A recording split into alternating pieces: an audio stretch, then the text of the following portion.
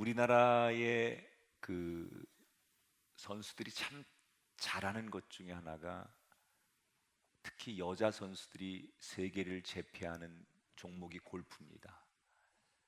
미국 LPGA에서 거의 뭐 대회가 열리면 한국 선수들이 우승을 제일 많이 하죠. 아마 지금 세계 랭킹 1위가 고진영 선수일 텐데, 이 고진영 선수가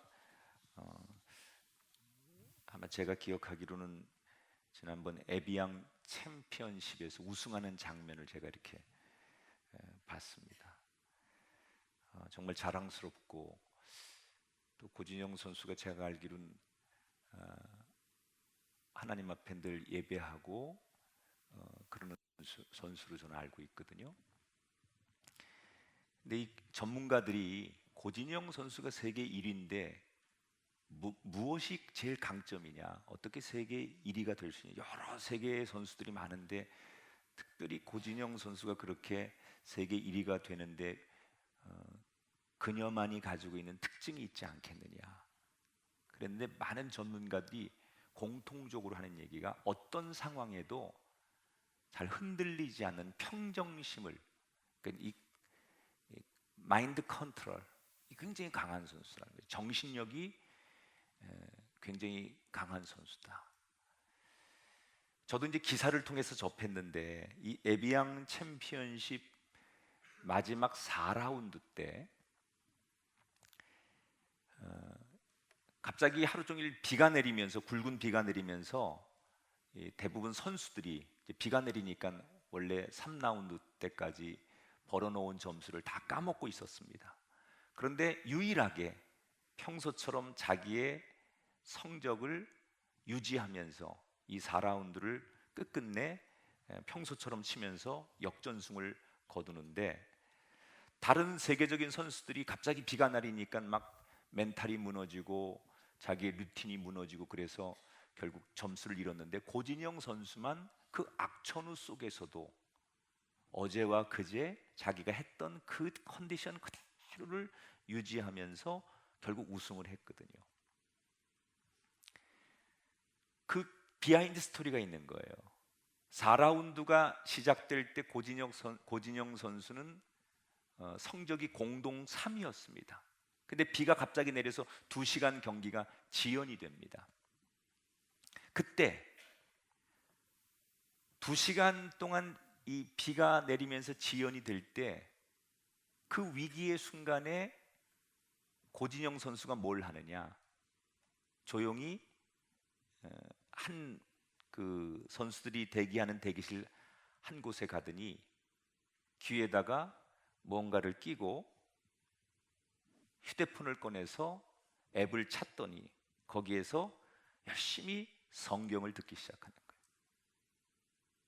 그리고 또 조금 뒤에는 성경을 듣다가 자기가 정말 평상시 좋아했던 목사님의 설교를 다운받아 놓은 것을 앱으로 설교 말씀을 듣기 시작했어요.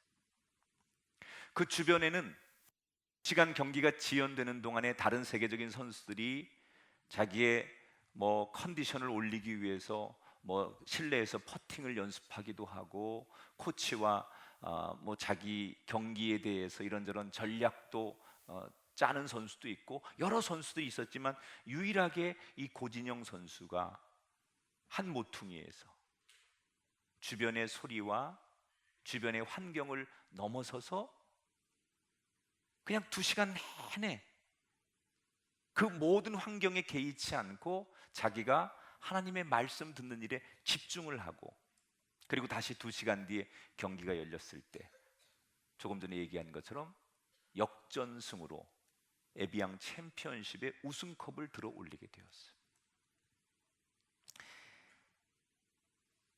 그러니까 전문가들이 말한 그 냉철함, 그게 어디서 왔느냐? 그녀는 힘들 때나 또는 너무 뭐 사람들이 막 자기를 띄워줄 때나 한결같이 자기를 하나님 말씀에 비춰보면서 내 자신을 잃지 않으려고 노력하는 그녀만의 우리가 모르는 비결이 그녀를 세계적인 선수로 만들었다는 거예요. 세계적인 큰 일을 하는 사람들 보면 어떤 분야에서든 간에 공통점이 있어요. 그게 뭐냐? 평정심을 잃지 않는 거예요. 사람이 이 너무 좋아서 흥분하는 것도 문제가 되고요. 너무 사람이 기가 죽어서 모든 것을 절망하고 부정적으로 생각하면서 해보지도 않고 노력하지도 않고 시도하지도 않고 안 하는 것도 문제가 되는 거예요. 그러니까 어느 상황이든지 그 세상의 상황과 상관없이 자기가 걸어가야 될, 자기가 있어야 될 자리를 누가 잘 지키느냐, 그것이 결국은 세상에서 쓰임받는 공통점이 되더라는 거예요. 오늘 성경에 보면 자신에게 주어지는 상황이 시시각각 많은 변화가 생기지만 그 변화 앞에 자기를 빼앗기지 않고 영적인 평정심을 잘 유지했던 대표적인 사람이 오늘 성경에 등장하는 다윗이에요. 다윗 얘기를 우리가 너무 잘 알잖아요. 이 다윗은 베들레헴 땅에 이세의 막내 아들로 태어납니다. 위로 형이 7명 있었어요. 그런데 부모님들이 별로 기대하지 않았던 것 같아요. 그 옛 가운데 하나가 다윗에게는, 형들에게는 그 아버지 이세가 여러 가지 일들을 맡겨요. 뭐 농사도 맡기고 여러 가지 뭐 관리도 맡기고 일을 맡기는데 이 막내 아들인 다윗에게는 가축을 키우는 일을 맡기죠. 그래서 양을 그가 돌보는 목자로 자랍니다. 지금 현대인들이 생각하는 목자 그러면 굉장히 낭만적으로 생각하지만 사실 이 목자라는 직업은요 3D 업종이에요. 지저분하고 어렵고 위험한. 그래서 당시 이 구약에서는 이 목자, 목축업을 하는 사람은 아주 천대받는 직업 중에 하나였어요. 그러니까 형들에 비해서 이 다윗을 부모가 별로 기대하지 않았다는 거예요. 아무리 형들이 있어도 정말 부모가 볼 때 가능성이 있고 이 아이가 정말 유능하고 그러면 이 아이한테 기대만큼 귀한 일을 맡겼을 텐데 목자의 일을 맡겼다는 것은 부모가 애초부터 워낙 출중한 형들에 비해서 기대가 별로 없었다는 것을 반증하는 거예요. 그러나 이 다윗은 부모가 날 기대하지 않고 내가 하는 일이 형들에 비해서 아주 미천한 일일지라도 이 다윗의 장점 중에 하나, 어느 자리에 갖다 놓든지 그 자리에서 최선을 다하는 사람이에요. 목동으로 최선을 다하죠. 전쟁터에 나가면 골리앗과 싸울 때도 집중력, 하여튼 그 순간에 그 현장에서 집중력은 최고예요. 그 뒤에도 다윗의 이야기를 보면 어느 자리에 가서 어떤 일을 하고 누구를 만나든 그 순간에 그 집중력이 최고인 사람이 다윗이에요. 부모가 기대하지 않았지만 형들에 비해서는 좋은 직업을 갖고 있지는 않았지만 다윗은 최선을 다합니다. 그렇게 나 나름대로 행복하고 기쁘게 최선을 다하던 다윗에게 어느 날 내가 기대하지도 않은 한 사람이 자신을 찾아오지요. 그가 사무엘이라는 선지자예요. 그리고는 다윗의 의사와 상관없이 그를 보고 기름을 부어요. 왕으로 임명을 받는 거예요. 이제부터 다윗은 내가 원하든 원치 않든 자신의 인생이 완전히 달라지게 됩니다. 그리고 얼마 지나지 않아 그는 전쟁터에 나가서 골리앗을 이기고 어느 날 갑자기 이스라엘에서 존경받는 영웅이 됩니다. 그리고 왕의 사위가 됩니다. 전쟁의 영웅이 되는 거죠. 여러분, 사람 일 모르는 거예요. 별로 기대받지 못했고 주목받지 못했던 다윗이 내가 내 인생을 어떻게 만들어내고 개척한 게 아니에요. 하나님이 찾아오셔서 내 인생을 이끌어 주시고 하나님이 그의 인생을 높여준 케이스가 다윗이에요. 여러분의 자녀들, 또 때로는 여러분의 인생도 내가 개척하는 인생으로 만족하지 마시고 나는 그냥 거기에서 최선을 다할 뿐인데 내 능력을 넘어서 하나님의 손이 나를 붙들어 나를 인도하고 이끌고 여러분 자녀가 그렇게 세워지는 은혜와 축복이 경험되게 되기를 주의 이름으로 축원합니다. 자, 다윗은 이렇게 자기에게 좋은 일이 계속 있을 줄 알았어요. 그런데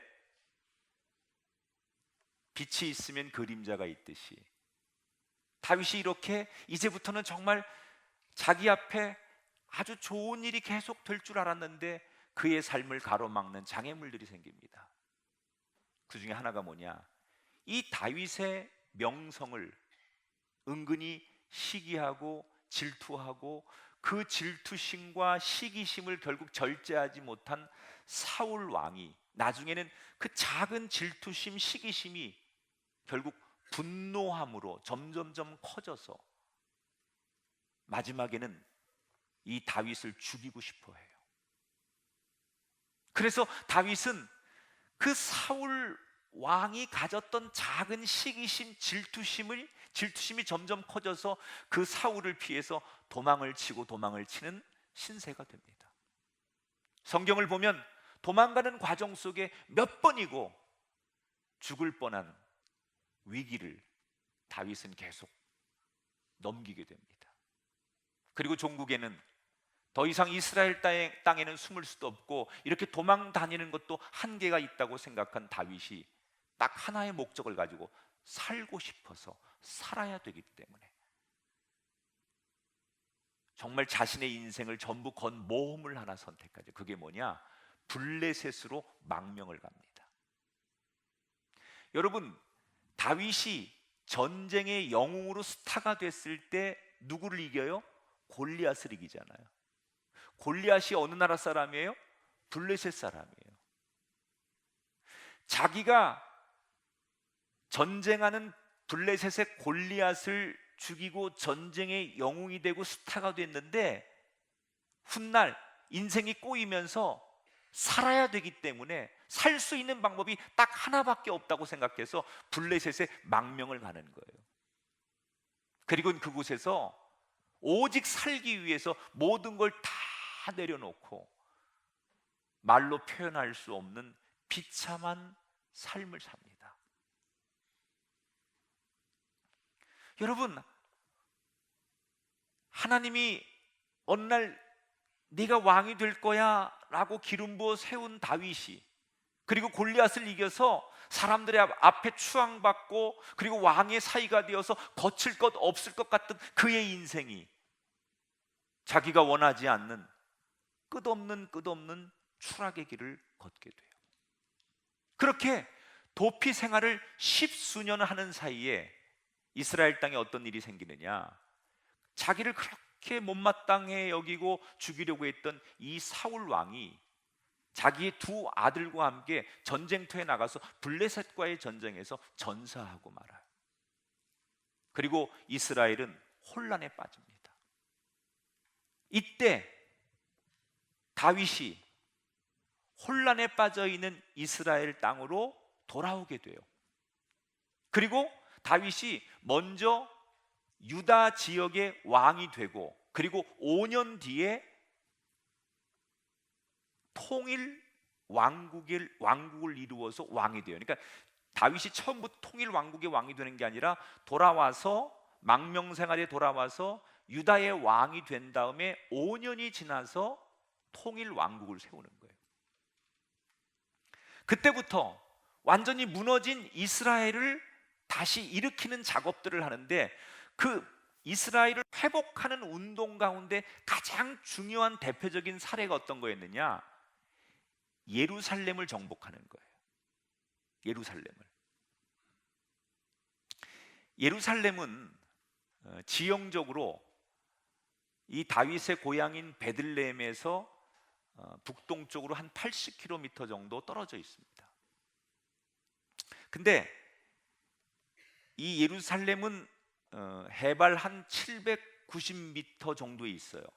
그래서 아주 어찌 보면 전략적으로 천의 요새 그리고 교통의 중심지, 그래서 통일 왕국을 이룬 이스라엘의 새로운 수도가 되기에 너무나 적절한 땅입니다. 근데 예루살렘은 남쪽 유다에도 북쪽 이스라엘에도 어디도 속하지 않은 중립지대에 있던 땅이에요. 그래서 통일 왕국의 새로운 수도로 예루살렘이 적합하다고 생각을 해요. 정말 우여곡절 속에 그 땅을 뺏기지 않으려고 예루살렘 사람들은 지키지만 다윗은 결국 그 땅을 전쟁을 통해서 빼앗고 통일 왕국의 수도로 예루살렘을 선포하게 돼요. 그때부터 이스라엘 사람들이 다윗을 진정한 왕으로 받아들이게 되고 사람들이 환호하게 됩니다. 이제 다윗은 진정한 이스라엘의 왕이 되는 거예요. 그렇게 망명생활로 도망을 다니다가 쫓겨다니다가 그리고 다시 돌아와서 유다 땅의 리더가 되고 그리고 통일 왕국을 세워서 이제 하나님이 통치하는 진짜 하나님의 나라를 세우기 위해서 예루살렘을 수도로 옮기고 모든 정비를 끝냅니다. 그런데 모든 백성들이 다 다윗을 왕으로 인정하고 환호하는데 이 다윗의 이런 행동에 분노하고 불안감을 느끼는 사람들이 있었어요. 그게 누구냐? 블레셋 사람들이었어요. 저 다윗이 블레셋의 망명을 와서 정상적인 사람이 아닌 것처럼 살고 아주 볼품없고 힘없고 능력 없는 그런 존재인 줄 알았는데 어느 날 저가 자기의 조국으로 돌아가서 나라를 통일하고 새로운 수도를 건설하고 이스라엘의 세력이 점점점 커지는 거예요. 블레셋 사람들이 이렇게 보고 있다가 저 다윗을 그냥 놔뒀다가는 언젠가 우리를 위협할 수 있는 그런 존재라는 것을 뒤늦게 블레셋 사람들이 깨닫게 되는 거예요. 그래서 더 이상 다윗의 세력이 커지기 전에 이 다윗의 세력을 견제해야 되겠다라고 생각해서 블레셋에서 전쟁을 결정합니다. 그리고 엄청난 군대를 이끌고 지금 전군이 동원돼서 르바임 골짜기까지 쳐들어오게 돼요. 이게 이제 다윗이 마주하는 오늘 성경의 굉장히 운명적인 전쟁이거든요. 르바임 전쟁이라는 게. 근데 이때 다윗이 이 전쟁에서 안과 바깥의 상황에서 두 가지의 문제로 절망합니다. 여러분, 다윗이 전쟁 영웅이잖아요. 전쟁에 능한 사람이잖아요. 골리앗을 이기고 영웅이 되고 스타가 된 사람이잖아요. 그러나 아무리 전쟁에 능한 사람일지라도 당시에 블레셋이 르바임 골짜기까지 전군을 데리고 온 그 전력을 보면서 다윗 스스로가 인정합니다. 도저히 우리 이스라엘의 전력으로는 저 블레셋의 군사를 대항할 수가 없다. 저들의 전력, 저들의 전군의 힘을 우리가 막아설 수 없다. 다윗이 그래서 인정하고 한숨을 쉬고 잠을 자지 못해요. 두 번째 어떤 문제가 있었느냐? 어쨌든 간에 블레셋 군인들과 지금 이스라엘 군인들이 전쟁을 해야 되는데 이스라엘 군인들의 사기가 땅에 떨어져 있습니다. 왜? 이 르바임 전투 전에 한 5, 6년 전에 이스라엘 사람들이 블레셋과의 전쟁에서 정말 대패를 당해서 엄청난 약탈을 당하고 이 블레셋에게 모든 것을 빼앗긴 기억이 있어요. 이 트라우마죠. 이미 한 5, 6년 전에 전쟁을 해서 그들에게 전쟁에서 대패를 하고 모든 걸 다 빼앗기고 완전히 두 손 다 들고 쫄딱 망했던 기억을 이스라엘 사람들이 아직 가지고 있는 거예요. 그 전쟁의 아픔, 전쟁의 패배의 트라우마가 아직 있는데 다시 지금 그런 거대한 블레셋과 또 마주쳐야 되는데 이미 그 5, 6년 전의 경험이 지금 그들 앞에 용기를 내어 싸울 수 있는 그런 입장을 만들지 못하는 거예요. 그러니까 여러분 생각해 보십시오. 경기를 하기도 전에, 전쟁을 하기도 전에 당사자들이 뒷걸음을 치고 우리는 안 돼, 우린 도저히 못 이길 거야 이런다면 여러분 그 게임이 되겠습니까? 그 전쟁이 되겠습니까? 지금 이스라엘 백성들이 그런 트라우마 때문에 우리가 져본 경험이 있기 때문에 저들을 상대할 능력이 안 된다는 걸 스스로 인정하면서 뒷걸음치고 싸울 의사가 없는 거예요. 그러니 아무리 천하의 다윗이라도 그런 군인들을 데리고 르바임 전투를 할 수가 없는 거예요. 도무지 적들은 무지막지하게 전진해 오는데 다윗은 그들을 막아낼 자신이 없어요.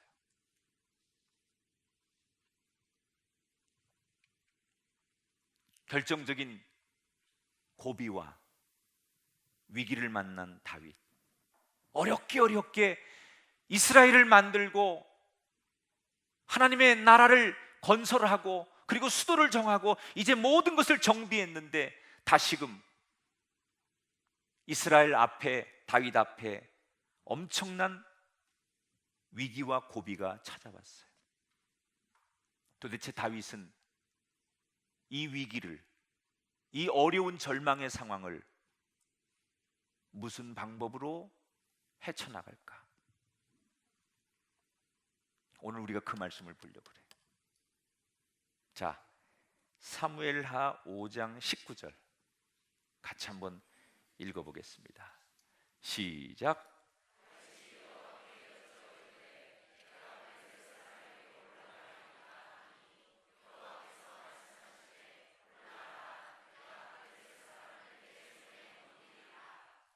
아멘. 따라합시다. 다윗이 여호와께 여쭈어 이르되.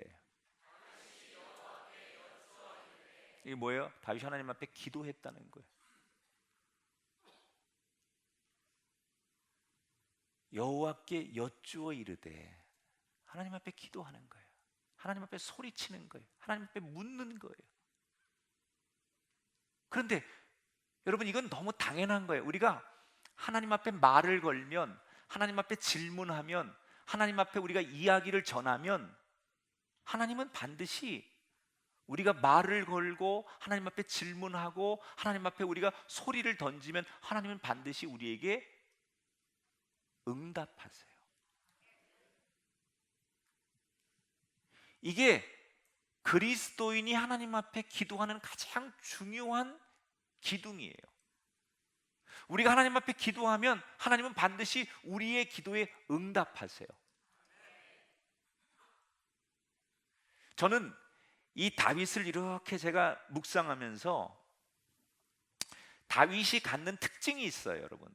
이 다윗이 갖는, 이래서 다윗이구나라고 인정하는 다윗의 특징이 있는데, 다윗은 왕이 되어서 죽는 날까지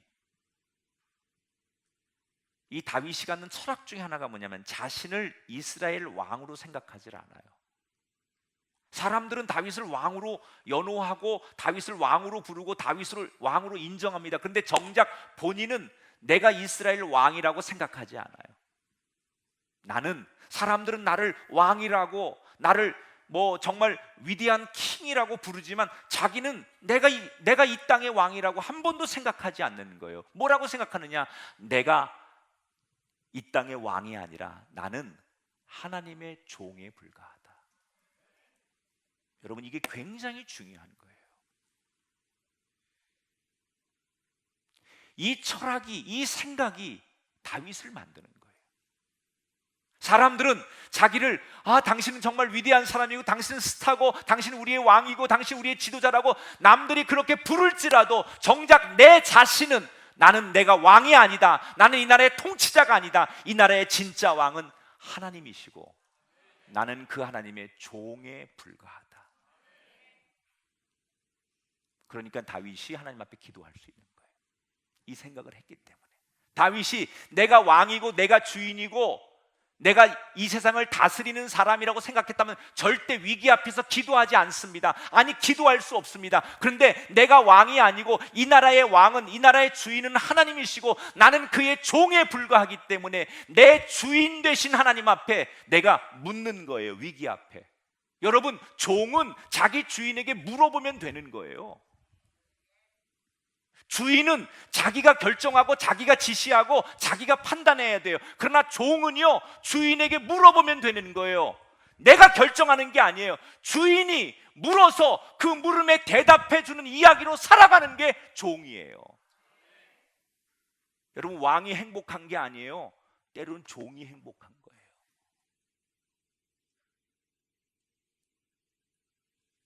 다윗이 뭐 정말 믿음이 좋아서 뭐 우리가 다른 신앙을 가졌기 때문에 그게 아니라 다윗의 철저한 그 속사람의 생각 중에 하나가 뭐냐? 나는 왕이 아니라는 거예요. 이 나라의 왕은 하나님이시고 이 땅의 주권자는 하나님이시고 이 땅의 주인은 당신이십니다. 나는 당신의 백성이고 당신의 종이고 당신의 심부름꾼입니다. 그래서 그는 자기 왕에게, 자기 주인에게 묻는 거예요. 여러분, 종이 주인에게 물었어요. 어떡할까요? 지금 이 상황에서 어찌할까요? 그리고 주인 된 주인에게 물었어요. 그런데 그 주인이 만약에 대답을 잘 안 해요. 나는 급해서 왕 대신 내 주인에게 내 가정의 문제, 내 인생의 문제, 내 삶의 문제를 질문하고 어떻게 해야 되냐고 내가 물었는데 우리 주인이 대답을 잘 안 해요. 그 피드백이 늦어져요. 그러면 종은 어떻게 하는 거냐? 기다리면 되는 거예요. 설사 주인이 나에게 내가 질문했는데 그 질문에 대해서 빠르게 응답하지 않는다고 해서 내가 판단하고 내가 결정하는 그런 권한이 우리에게는 없는 거예요. 주인이 대답을 늦게 하면 우리는 기다리는 것, 그게 종이에요. 근데 우리는 뭘 못해요? 기다리는 것도 못하지만요, 이 가정은 내가 다스리려고 하는 거예요. 그 조그만 내가 일궈놓은 가게, 사업장, 내가 이만큼 해서 이 자리까지 올라온 내 지위, 이게 내 거라고 생각하는 거예요. 심지어 자녀들을 바라보는 부모의 그 자녀관도 이 자녀가 내 거라고 생각하는, 그래서 내가 이 아이를 조각하고 내가 이 아이를 끌어가고. 여러분, 부모님들이 이런 얘기합니다. 우리 아이는 참 착해요. 그 누구 기준이에요? 내 기준이에요, 내 기준. 내가 말하는 대로 내가 부모가 이렇게 말하면 네, 학원 가, 그럼 네, 너 공부해, 네, 게임하지 마, 네, 그러면 애가 착한 애예요. 그런데 내가 말한 것의 기준에서 벗어나면 착하지 않은 거야. 착하다라고 하는 기준은요, 굉장히 독재적인 거예요, 여러분. 부모들이 자기 기준에 자기의 어떤 딱 틀에 갖다 놓고 요 틀 안에 들어오면 내 아이는 착한 거고요, 이걸 좀 벗어나면 착하지 않다고 생각해요. 그래서 아이들이 사춘기가 되면 부모들이 못 견디는 거예요. 그런 상담을 얼마나 많이 하는지 몰라요. 얘가요 너무 착하던 애인데요, 어느 날 갑자기 방문을 쾅 닫기도 하고 뭐 엄마한테 왜 그래? 뭐 이러고 대들고, 그래서 막 충격을 받아가지고 애가 갑자기 이상해졌다는 거예요. 이상해진 게 아니라 이제 진짜 자기를 찾아가는 거예요. 아이들이 진짜 자기를 찾아가는 거예요. 내가 주인이 아닙니다, 여러분. 그럴 땐 하나님 앞에 묻는 거예요. 하나님, 내 아이를 놓고 내가 어떻게 해야 합니까? 우리 아이가 마음이 아프고 우리 아이가 슬프기도 한 것 같은데, 하나님, 나는 내 아이를 향해 어떻게 해야 할까요? 물어보세요. 그런데 당장 거기에 대한 지혜와 대답과 하나님의 응답이 없어도 기다리세요. 주님 말씀하실 때까지. 이게 다윗의 특징이에요.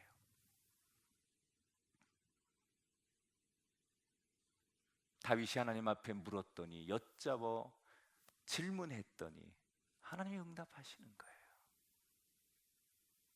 그런데 더 놀라운 사실은 그 다음이에요. 다윗이 기도하고 응답받는 건 당연한 거예요. 이거는 그 다음이 문제예요. 그 다음이 뭐가 문제냐? 응답받았다, 하나님이 주신 말씀대로 믿고 따라갔다는 거예요. 우리는 첫 번째 단계는 잘해요.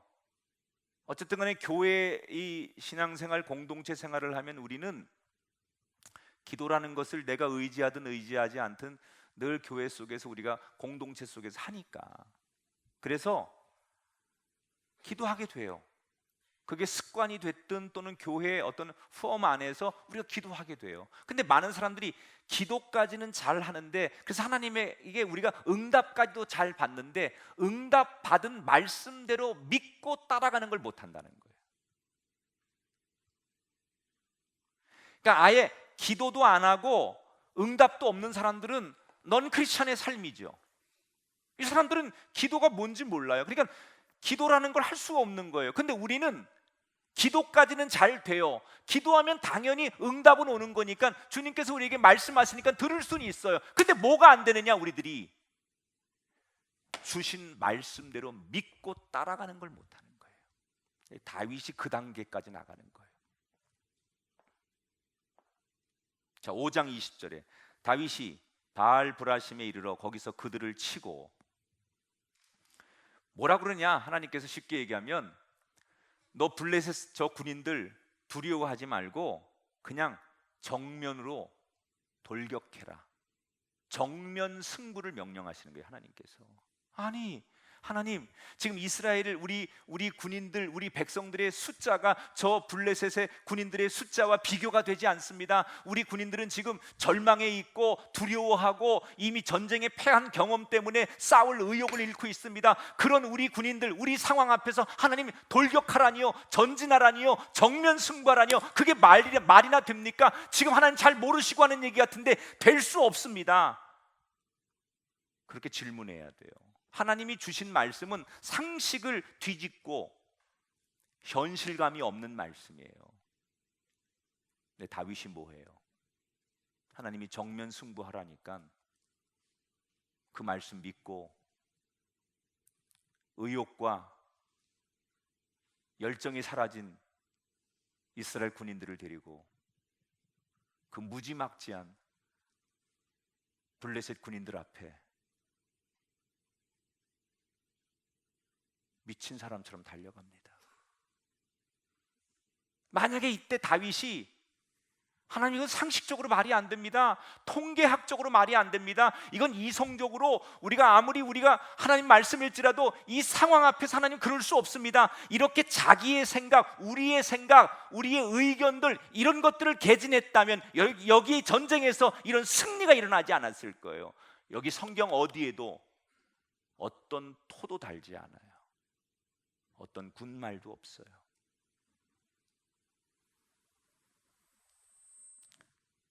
이걸 다윗이 할 수 있었던 이유가 뭘까요? 골리앗을 이겨봤잖아요. 어제 제가 전한 메시지 아닙니까? 골리앗을 이겨봤잖아요. 골리앗을 이길 때 어떤 경험이 있었어요? 들에서 양을 지키면서 들짐승들, 맹수들을 쫓아서 그들과 싸워서 이겨본 경험이 있잖아요. 어제 내가 아멘 하라고 경험을 여러분에게 체험시켜 드렸는데 표정들이 좀 무서워. 경험이에요, 경험. 은혜 받은 경험, 이겨본 경험. 하나님 말씀대로 했더니 상식과 반대되는 결과가 나타나고 이 세상의 이론과 남들이 살아가는 방식과 전혀 다른 결과가 나오는 것이 경험되어 있기 때문에 여러분, 이번 집회가, 여러분의 교회가 그런 새로운 경험, 새로운 길을 만드는 기회가 되시길 주님의 이름으로 축원합니다. 골리앗을 이겨봤고 골리앗을 이기기 전에 그 들짐승들을 이겨본 그 경험이 지금 이 르바임 전투에서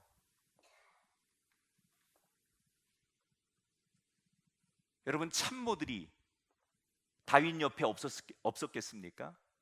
전력을 분석해주고 여러 가지 작전을 설계해주고 옆에서 도와주는 수없는 장수들이 없었겠습니까? 전쟁에 능하고 전쟁에 정말 전문가들이 없었겠습니까? 그들의 수없는 조언과 그들의 수없는 이야기와 수없는 회의, 이런 것보다도 하나님 당신의 말씀 한마디면 됩니다. 창세기에 보면 하나님께서 천지를 말씀으로 창조하신 것처럼 당신의 말씀이면 됩니다.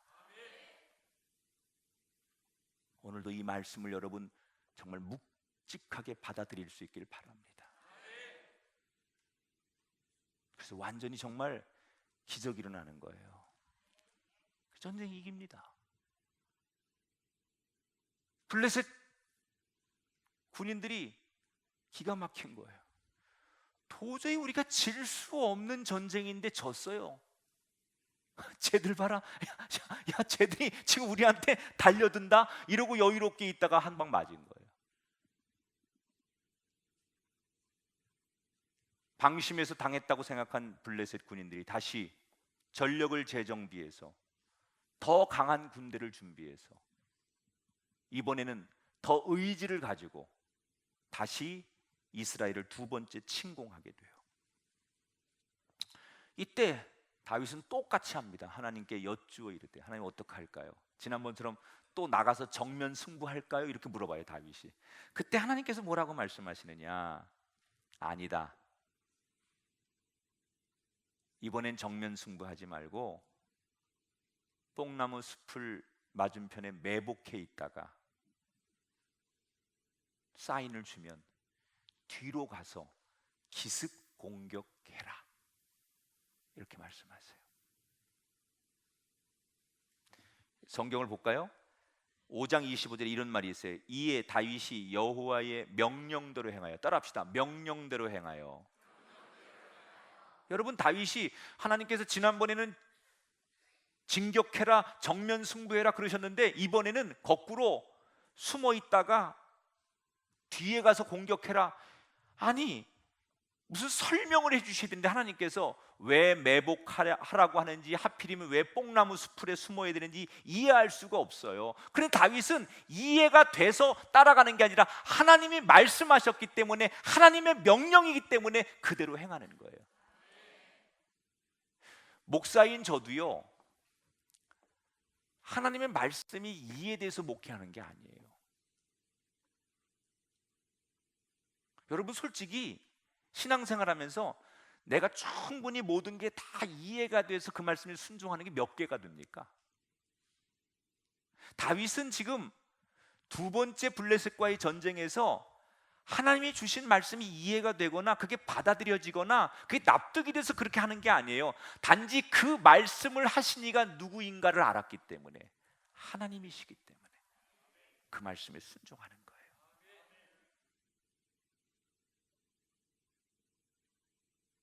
말씀대로 되리라.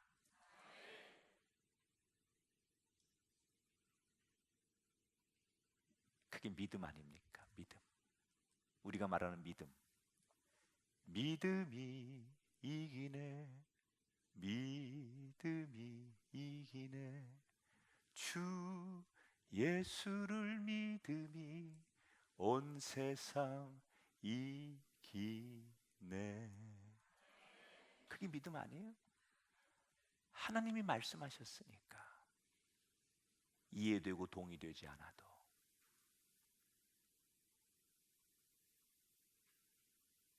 그랬더니 하나님께서 다윗을 정말 이기게 하셨어요.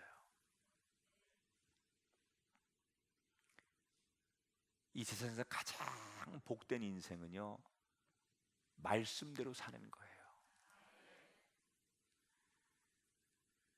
우리가 운전을 하면서도요, 속도 지키고 신호 지키고요, 교통법규 지키는 사람은 경찰이 저 앞에 서 있어도 별로 걱정 안 합니다. 음주운전 안 한 사람은요, 차 세워서 음주 다 측정해도 자신 있습니다. 자신 있죠. 그러나 딱 포도주 한 잔을 마셨어도, 맥주 딱 한 모금을 마셨어도요, 조금이라도 마신 사람은요 찝찝한 거예요. 두려운 거예요.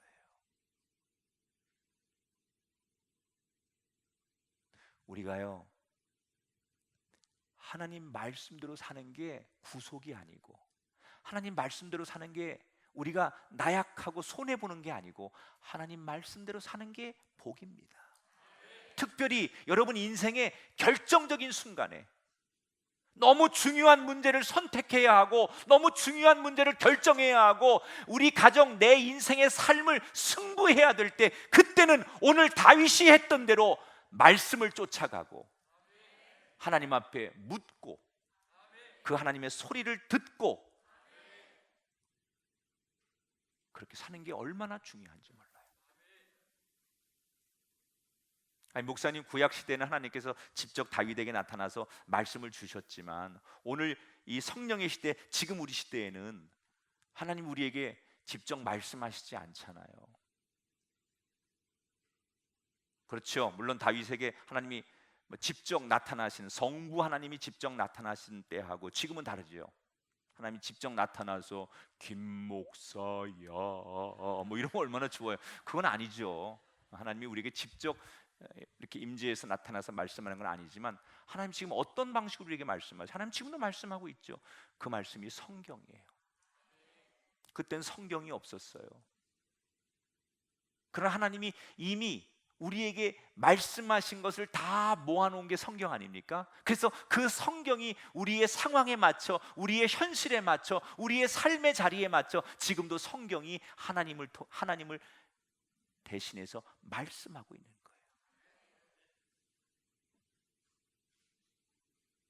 그래서 말씀이, 우리가 많은 사람들이 하나님을 증명해 보라고 해요. 현대인들이 하나님을 내가 볼 수 있고 느낄 수 있고 만질 수 있고 경험할 수 있게 해달라고 해요. 하나님을 보여달라는 거예요. 어린아이처럼 많은 사람들이 우리에게. 여러분, 하나님이 어디 있어요?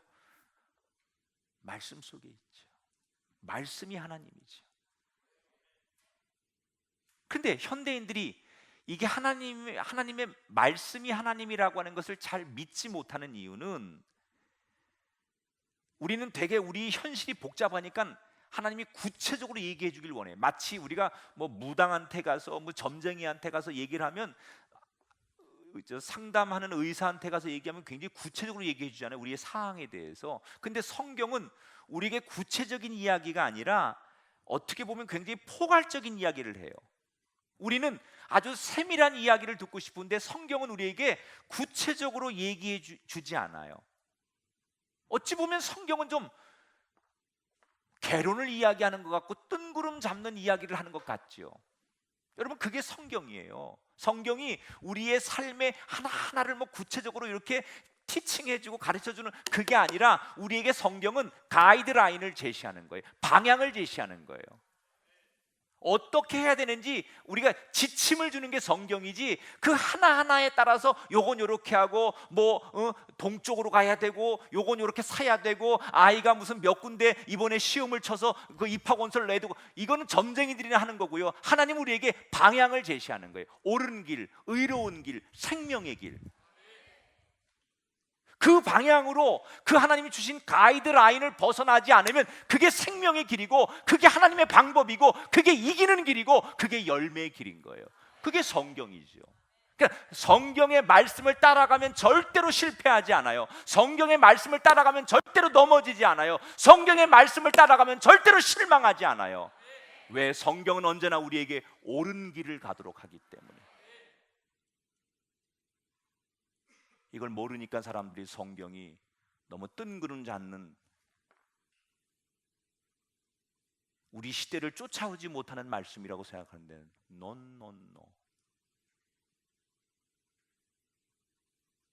성경은 우리를 이끌고 가는 말씀이에요. 오늘 혹시 중요한 인생의 문제 앞에, 기로 앞에서 고민하시는 분이 계시다면, 너무 신중하게 뭔가를 결정해야 되는 그때를 만나셨거든. 결정하십시오. 여호와께 여쭈어 이르고 그가 주신 말씀을 따라가십시오. 내 생각, 내 계획을 내려놓고 그 말씀을 따라가십시오. 그것이 이스라엘 백성들에게 주셨던 광야의 구름 기둥이고, 그게 우리 시대의 불기둥이에요. 좌우에 계신 분에게 이야기합시다. 말씀을 따라갑시다.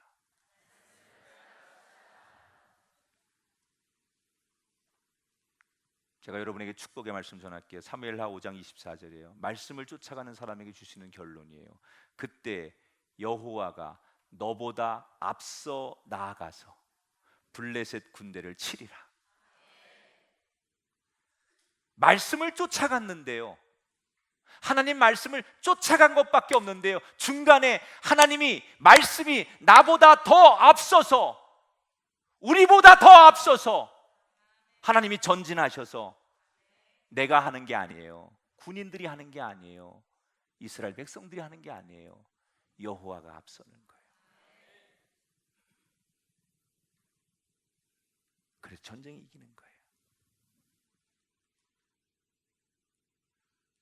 여러분의 소중한 교회가 말씀보다 앞서지 않기를 축복합니다.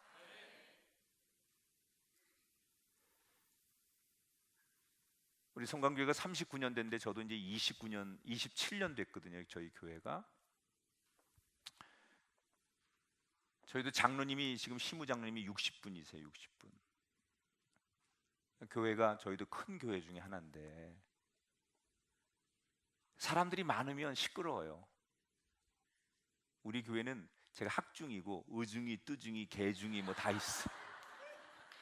정말 다양한 사람들, 별 사람들이 다 있어.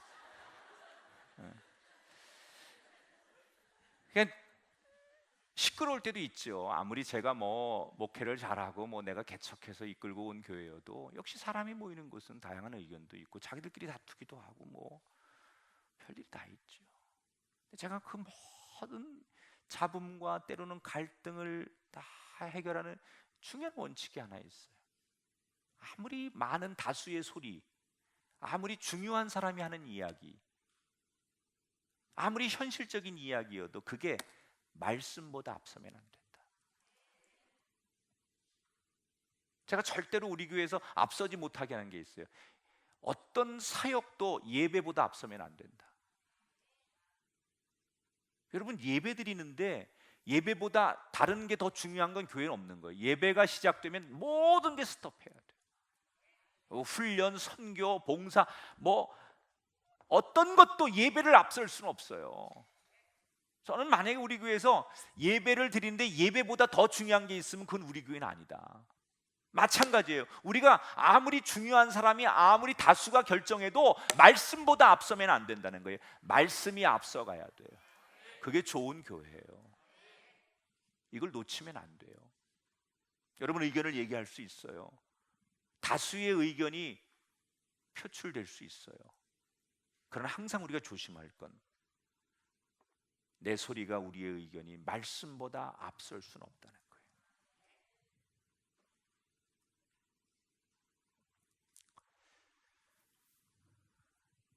이렇게 다윗이 블레셋을 물리치고 드디어 이제 가나안 땅에 그 진정한 패권자가 되는 거예요. 이 전쟁에서 이긴 다음에 진정한 패권자가 됩니다.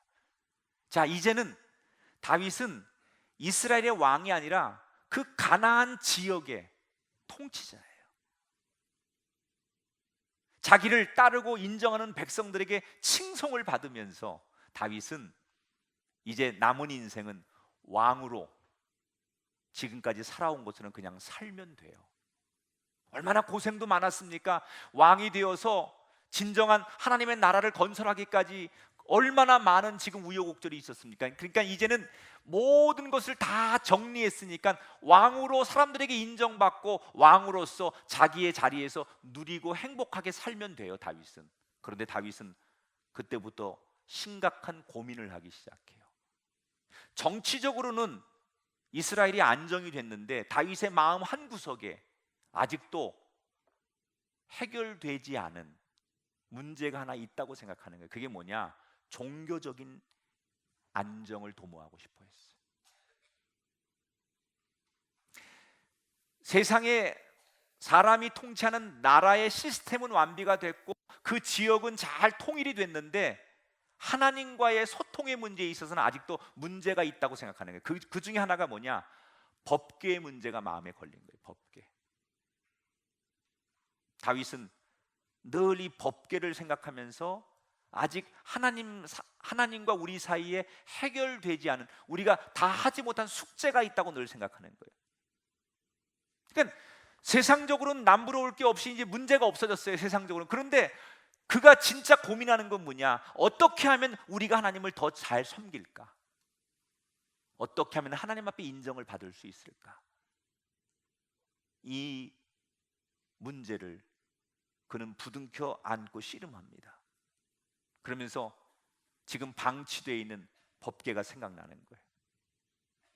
법궤란 여러분, 하나님께서 여기에 우리와 함께 계신다라는 상징 아니에요? 그게 법궤예요. 그런데 사울 왕 때 이 법궤를, 죽은 사울 왕이 이 법궤를 마치 전쟁의 부적처럼, 이 정말 하나님을 인격적으로 우리가 대하고 하나님을 인격적으로 만나는 게 아니라 전쟁에 필요할 때마다 이걸 마치 부적처럼 들고 나가면 전쟁에서 이길 수 있다, 뭐 이런 신념과 이런 마치 미신과 같은 그런 생각을 가지고 이 전쟁에 하나님의 법궤를 자꾸 나가서 이용하다가 결국 블레셋과의 전투에서 이 법궤를 빼앗깁니다.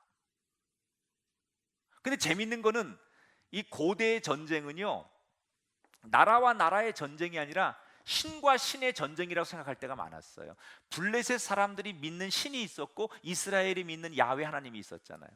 그런데 전쟁을 해가지고 블레셋 사람들이 이스라엘 사람들의 상징인, 이스라엘 사람들이 믿는 법궤, 하나님이 상징인 법궤를 뺏어가잖아요. 그러니까 이거는 단순한 전쟁이 아니라 너희들의 믿는 신을 우리의 신이 이겼다는 거예요. 그래서 법궤를 뺏어가는 거예요. 여러분, 이스라엘 사람들이 하나님을 지키지 못하는 거예요. 이방인에게 법궤를 빼앗겼어요. 너무 함부로 대하고 하나님을 인격적으로 대하지 않고 세상적으로, 내 육신적으로 우리의 생각대로 하나님을 이용하려다가 하나님의 법궤를 빼앗긴 거예요. 속수무책이에요. 블레셋 사람들이 우리의 신이 너희의 신을 이겼다라고 생각하고 기고만장해서 이 법궤를 블레셋 진영에 갖다 놓습니다. 누구도 지금 하나님의 법궤를 지켜주고 그 법궤를 보호해 줄 리가 이 세상에 아무도 없습니다. 가장 방치되고 가장 사람들에게 조롱당하는 자리에 법궤가 가 있는 거예요. 그런데 보세요, 아무도 도와주고 아무도 함께 할 수 없는 그 법궤가 하나님이 스스로 일하기 시작해요.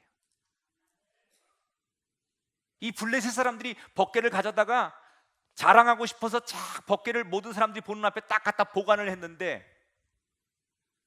어느 날 자고 일어났더니 자기들이 믿는 신상이 하나님의 법궤 앞에 꼬꾸라져 있는데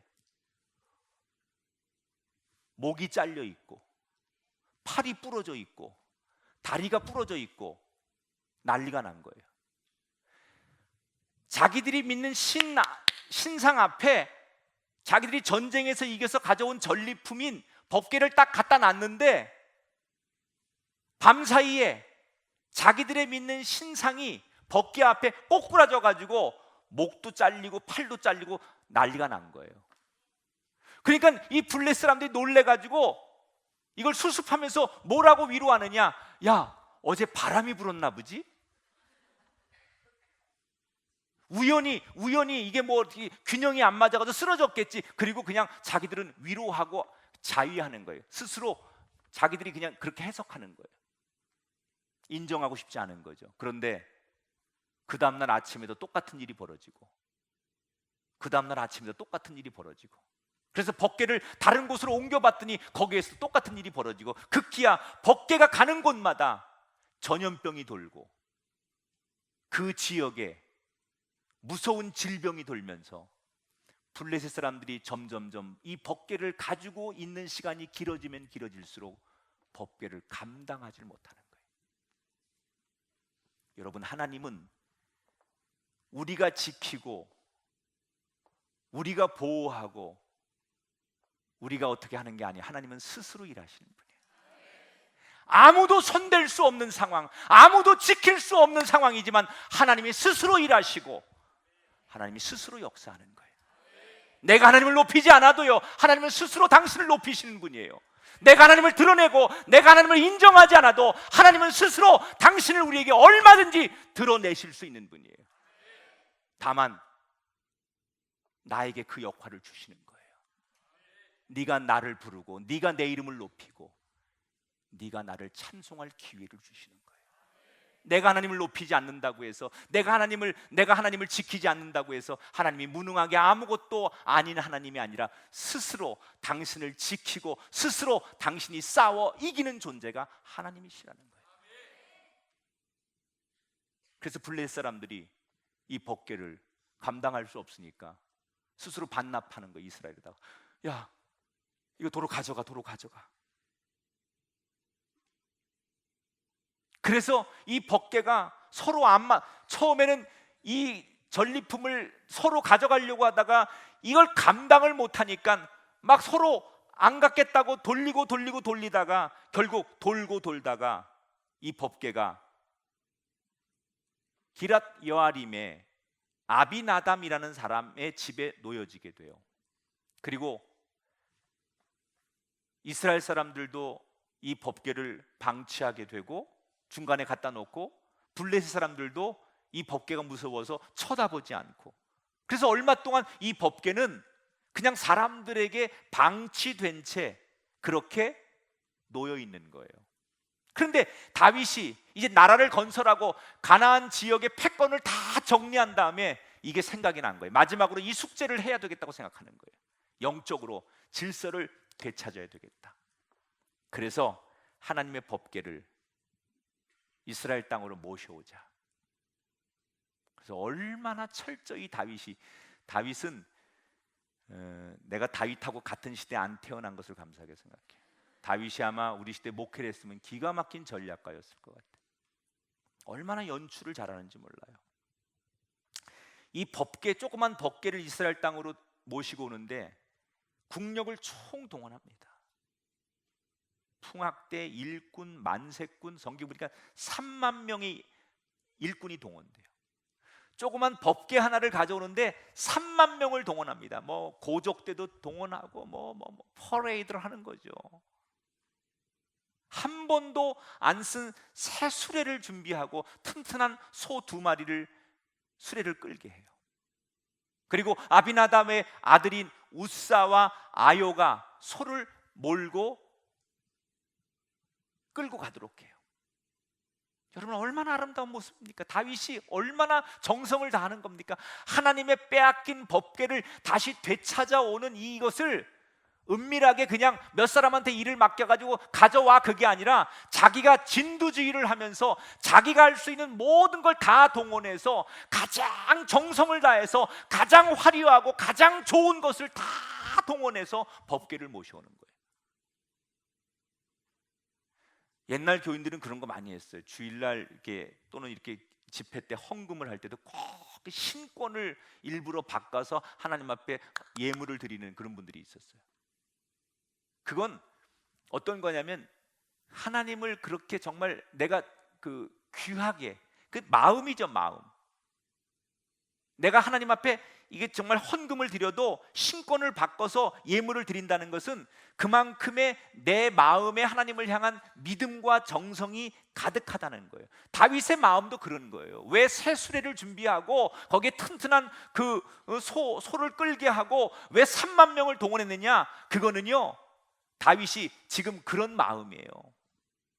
하나님의 법궤를 모셔오는데 최선을 다하고 싶었던 거예요. 그런데 인간이 아무리 최선을 다하고 인간이 아무리 철저하게 준비하고 아무리 많은 숫자가 동원돼도 실패할 때가 있어요. 여러분, 이걸 조심해야 돼요. 다윗은 그렇게 철저하게 준비하고 철저하게 동원하고 최고로 모든 걸 다 갖췄는데 결국 법궤를 모셔오다가 실패해요. 왜 실패했는 줄 알아요? 인간이 할 수 있는 모든 것을 다 정성을 다해 동원하는 것을 우리는 행사라고 해요. 행사. 여러분, 하나님의 일은 하나님의 방법대로 해야지요. 인간이 아무리 화려하고 인간이 아무리 많은 것을 갖다가 투입하고 많은 것을 준비해도 하나님의 일은 하나님의 방법대로 해야 되는 거예요. 그걸 우리가 인위적으로 바꾸어서 하나님의 방법이 아닌 인간의 방법으로 다 동원하고 정성을 다한다고 해서 그게 여러분 하나님 앞에 사역이 아니에요. 그건 행사예요. 행사. 우리가 진짜로 하나님 앞에 드리는 예배와 행사를 구분하지 못하는 거예요. 다윗이 왜 이게 행사가 되느냐?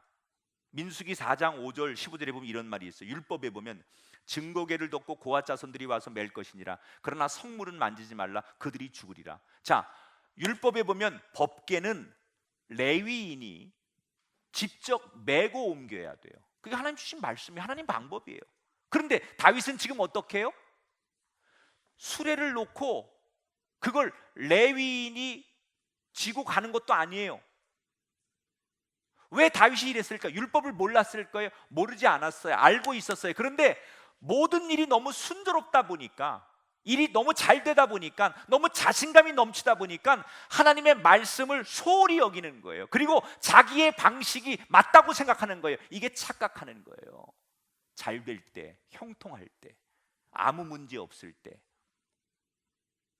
내 방식, 내 생각, 내 계획이 하나님의 말씀보다 더 현명하고 더 맞는 길 같을 때 이게 엄청난 유혹인 거예요. 뭐로 가도 서울만 가면 된다. 뭐 그런 심리겠죠. 자, 어떻게 실패합니까? 문제없이 다윗이 그렇게 정말 3만 명의 막 고족대가 풍악대가 막 춤을 추고 사람들이, 온 백성들이 길거리에 나와서 빼앗겼던 법궤를 다시 찾아오니까 사람들이 춤을 추고 찬송을 부르고 노래를 부르고 정말 온 나라가 축제입니다. 그런데 소들이 수레를 끌고 가는데, 여러분 소들이 뭐 말들이 가다 보면 이렇게 몸부림치잖아요. 뭐 간지럽기도 하고 본능적으로 우르르 이렇게도 하고 뭐 이렇게 뒷발질도 하고 그러잖아요. 그러니까 소들이 수레를 끌고 가다가 그냥 본능적으로, 아마도 뭐 소들이 뭐 이렇게 동물이니까 그냥 가다가 뭐 이렇게 고개를 들어서 뭐 이렇게 털기도 하고 뭐 몸을 좀 움직이고, 일상적인 거예요. 그러니까 일상적인 몸부림을 치는데 이 우사와 아요가 너무 평범한 이 동물들의 행동에도 법궤가 너무 걱정이 되니까 우사가 자기도 모르게 소가 움직일 때마다 오오오 그러면서 자기도 모르게 본능적으로 율법에 손을 댑니다. 그리고 율법에 나온 대로 우사가 그 자리에서 죽어요. 그 순간 그 광경을 지켜보는 3만 명의 동원된 사람과 길거리에 나와서 법궤를 사모하고 법궤가 들어오는 것을 찬송했던 모든 백성들이 그 모습을 보면서 풍악과 환호성이 멈춰서고 분위기가 갑자기 싸해지는 거예요. 다윗도 너무 충격을 받아요. 그리고 그는 하나님을 원망하기 시작해요. 하나님, 내가 얼마나 좋은 의도를 가지고 시작했는데, 내가 하나님 백성들 앞에 하나님의 법궤가 얼마나 중요하고 하나님 당신이 얼마나 위대한 건가를 보여주기 위해서 나 나름대로 최선을 다했는데, 내가 온 국력과 내가 동원할 수 있는 최고의 것을 다 동원해서 당신을 높이기를 원했는데, 어떻게 당신이 이 많은 사람들 앞에서 나를 이렇게 망신 줄 수 있고, 어떻게 우리에게 이렇게 아픔을 주실 수 있는 겁니까? 다윗은 하나님 앞에 실망하는 거예요. 우리식으로 말하면 시험 드는 거예요. 그래서 법궤를 모셔오는 일을 중단합니다.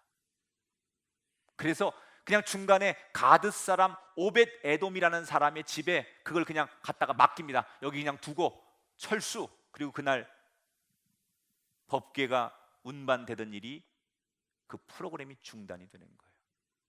자, 오벳 에돔이라는 사람은 그냥 법궤가 지나가다가 자기 집 앞에서 그 사건이 벌어져가지고 거기 그냥 억지로 얼떨결에 맡은 거예요.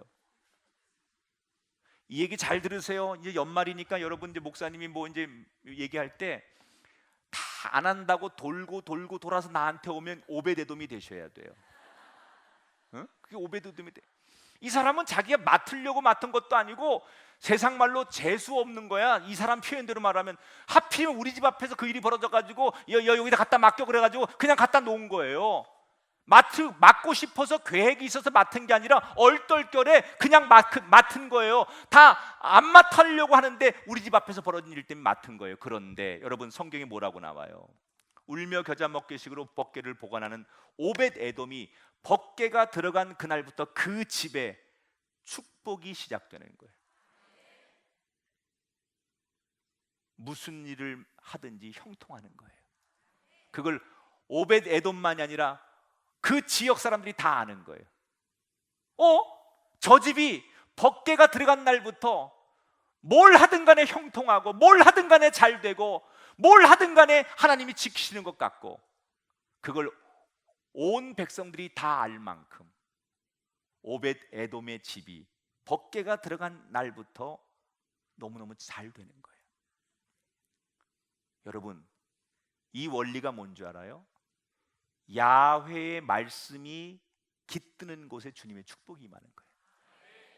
빛이 들어가는 곳에 어둠이 사라지는 것처럼 야훼의 말씀이 머무는 곳에 축복이 있는 거예요. 내 심령에 하나님의 말씀이 머물면 그게 축복된 인생이고요, 우리의 가정에, 내 삶의 자리에 하나님의 말씀이 깃드는 그 순간부터 어둠의 영이 떠나가고 그때 빛된 자녀로서 우리의 진가가 드러나는 거예요. 그리스도인의 최고의 행복은 말씀이 깃드는 거예요. 억지로라도. 여러분, 오벳 에돔이 되십시오. 자원하여 제가 하겠습니다. 그러면 더 좋지만 혹시라도 다 안 하려고 해. 특히 교사들, 성가대 이렇게 좀 일찍 나오고 좀 희생이 많이 되는 봉사를 다 안 하려고 해.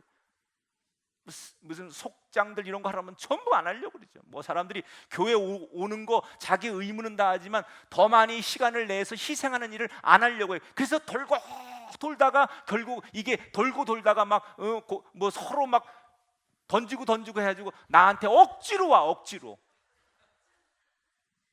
금년에 그런 일이 8사람이 생길 거예요. 예언하는데 그 8사람은 오벳 에돔의 복을 받을 사람들이에요. 아멘 했죠. 다 이거 카메라 돌려.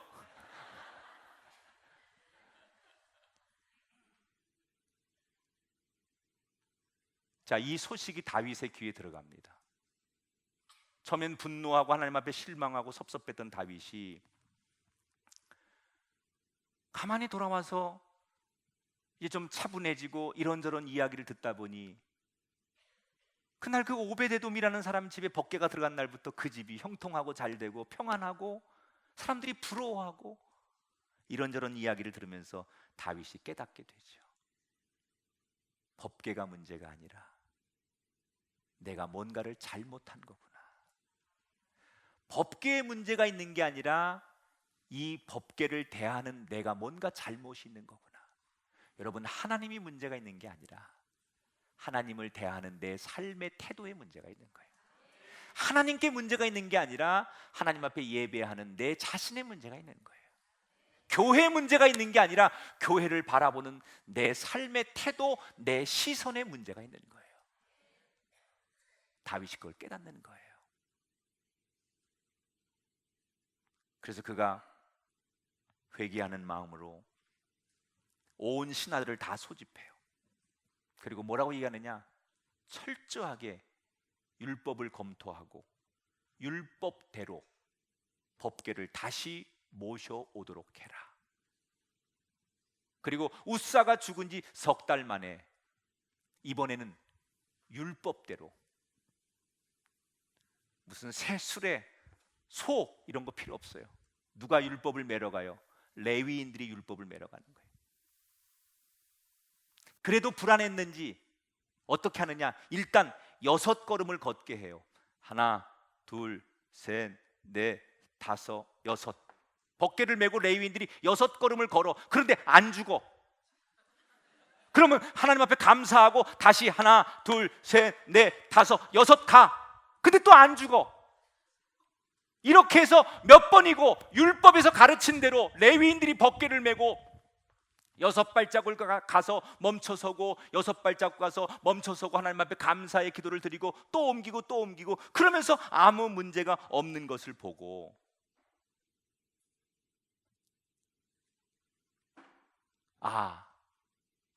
말씀대로 되는구나. 율법대로 하면 문제가 없는 거구나. 이것을 확인한 다윗이 하나님 앞에 감사의 예배를 드리고 감사와 속죄의 제사를 드린 다음에 다시 풍악을 울리며 이 법궤를 예루살렘으로 모셔오는 것으로 오늘의 성경의 이야기가 끝이 나요. 물론 오늘의 이야기가 해피엔딩으로 끝나긴 했지만 중간에 다윗은 힘들고 시험 들고 어려운 순간을 만났어요. 이 사건이 주는 교훈이 뭐예요? 순조로울 때 오히려 일이 잘 될 때 더욱더 말씀을 확인하는 삶이 있어야 된다는 거예요.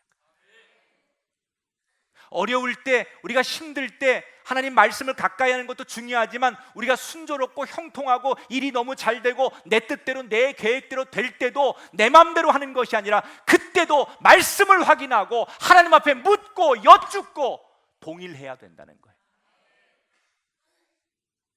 어려울 때는 말씀을 찾고 하나님 앞에 물었던 내 자신이 일이 너무 잘 되고 형통하고 바빠지고 순조로울 때